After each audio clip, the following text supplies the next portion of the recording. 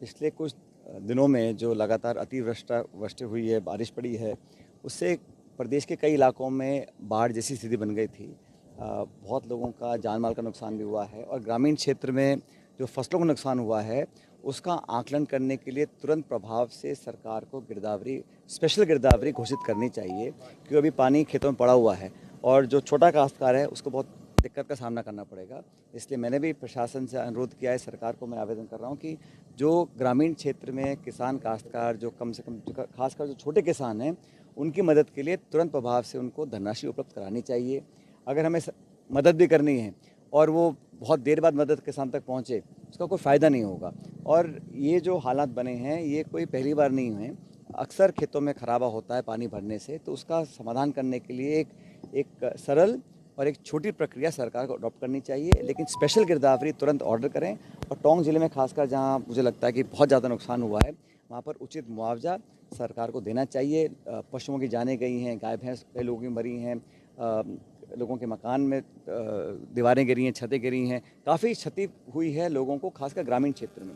शहर में पानी भरा है, लेकिन हर व्यक्ति हर इलाके में जहाँ जहाँ नुकसान हुआ है उसकी भरपाई जितना हो सके सरकार को करनी चाहिए, क्योंकि मुसीबत के समय ही सरकार और शासन को अपना बड़प्पन दिखाना चाहिए और आगे आके मदद करनी चाहिए। अब विडम्बना इस बात की है कि जो आपदा राहत का डिपार्टमेंट है, अब वो चल रहा है नहीं चल रहा है, कौन चला रहा है, ये भी बड़ा एक सवाल खड़ा हुआ है सामने। तो सरकार को मुझे लगता है कि पूरी जिम्मेदारी के साथ तत्परता से सहानुभूतिपूर्वक कार्रवाई करनी चाहिए और विशेष रूप से किसानों को जो नुकसान हुआ है, उसका खाद लगा है, बीज लगा है, उसने पानी बिजली को खर्चा किया है, उसकी मदद के लिए जितना ज़्यादा हो सके सरकार को मदद करनी चाहिए। बल्कि मैं तो कहता हूँ केंद्र सरकार को भी बढ़ चढ़ कर आगे आके लोगों की मदद करने का काम करना चाहिए। मुख्यमंत्री भजनलाल शर्मा ने हवाई दौरे किए, लेकिन समाधान जनता का कुछ अब तक नहीं हो पाया।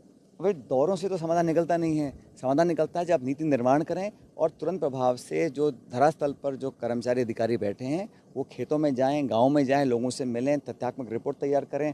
और आजकल डिजिटल ज़माना है, आर्थिक मदद पहुँचाने के लिए बहुत लंबी प्रक्रिया नहीं है। अगर सरकार मन बना ले कि हमें फिजूल खर्ची नहीं करनी है, हमें किसान की मदद करनी है, तो तुरंत प्रभाव से अधिकतम धनराशि लोगों तक बहुत जल्द पहुँच सकती है। इसमें विलम्ब नहीं होना चाहिए। अभी लाल फीताशाही में या अफसरशाही में अगर सारी मदद फंस जाएगी तो मदद समय पे नहीं मिलती, उसका कोई फ़ायदा नहीं होता। इसलिए तुरंत प्रभाव से मदद लोगों को मिलनी चाहिए और पर्याप्त मात्रा में मिलनी चाहिए। देखिए, हाल ही में उदयपुर में जिस तरह से कल जो हिंसा हुई है, उसको लेकर के किस तरह से? मैं तो कल भी कहा कि हम सब ने अपील करी है कि शांति बनाई रहनी चाहिए और लोगों को अफवाहों पर ध्यान नहीं देना चाहिए और सरकार को चाहिए कि सख्ती से लॉ एंड ऑर्डर को इस्टेब्लिश करें।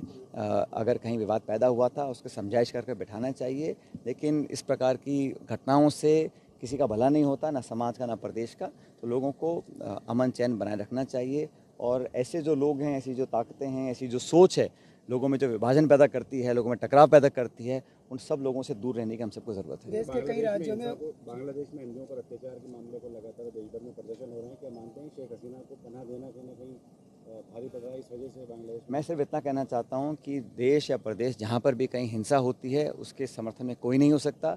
किसी भी राज्य में, किसी राष्ट्र में अगर हिंसा होती है, लोगों की जान माल का नुकसान होता है, तो मानवता के खिलाफ है। सब लोगों को शांति और अमन की कामना करनी चाहिए और भारत सरकार को भी मुझे लगता है कि दबाव बनाकर खासकर जिन अल्पसंख्यकों पर अटैक किया जा रहा है बांग्लादेश में, उसको रोकने के लिए हर संभव काम करना चाहिए। हरियाणा और कश्मीर से कई राज्यों में चुनाव हुए, राजस्थान के चुनाव भी होने, किस तरह के तो चुनाव की घोषणा? ये जो सरकार बोलती थी कि वन नेशन वन इलेक्शन, वो 4 राज्यों का चुनाव साथ नहीं करा सकती है या कराना नहीं चाहती है। हमारे यहाँ बहुत सारे उपचुनाव बाकी थे, वायनाड का लोकसभा का चुनाव बाकी था, तो न जाने किन कारणों से निर्वाचन आयोग ने सभी चुनाव की घोषणा नहीं करी। लेकिन मैं धन्यवाद देता हूँ कि कम से कम हरियाणा के लोगों की जो मुसीबत थी उसका निजात पाने का उन्होंने उपाय ढूंढ लिया। चुनाव की घोषणा हो गई, 1 अक्टूबर को वोट पड़ेंगे। प्रचंड बहुमत से 3/4 बहुमत से हरियाणा में सरकार कांग्रेस पार्टी बनाने जा रही है और जम्मू कश्मीर में जहाँ चुनाव होने जा रहे हैं, 10 साल के बाद चुनाव होंगे, वहाँ पर भी हमारा इंडिया अलायंस बहुत बेहतर परफॉर्म करेगा, ऐसा मैं मानता हूँ। लेकिन सरकार ने क्या चर्चाएं करी कि जो चुनाव आमतौर पर साथ होते थे 3, 4, 5 राज्यों के, वो करा नहीं पा रहे हैं। सरकार बोलती है कि हम तो गांव के, शहर के सारे चुनाव इकट्ठे कराएंगे, प्रदेश सरकार बोलती है। केंद्र सरकार बोलती है पूरे देश में एक कमेटी बनी है, वो कमेटी अध्ययन करी कैसे वन नेशन वन इलेक्शन हो। आप जब 3-4 राज्यों के जो ज़रूरी है, जो कानून से बाध्यता है, आपकी समय सीमा आपके पास है, फिर भी आप जानबूझ के नहीं करा रहे हैं, तो ये तो बड़ा उनको आत्मचिंतन करने का विषय है सरकार को। जो बाढ़ग्रस्त इलाके हैं आपने आज दौरा किया, कब तक मदद किसानों को? मैं तो चाहता हूँ जल्दी पहुँचनी चाहिए थी, और प्रशासन को, सरकार को, मैं अधिकारियों से बात कर रहा हूँ कि जो लोग आज दिक्कत और परेशानी, अनेकों लोगों ने मुझसे मुलाकात की, आवेदन दिए हैं, किसी का घर, किसी का मकान, किसी का पशुधन, सबको हानि पहुँची है, तो सब लोगों को जितना संभव होगी हम लोग सहायता पहुँचाएंगे। आपदा मंत्री को लेकर क्या कहेंगे कि कौन है, क्या है आपदा?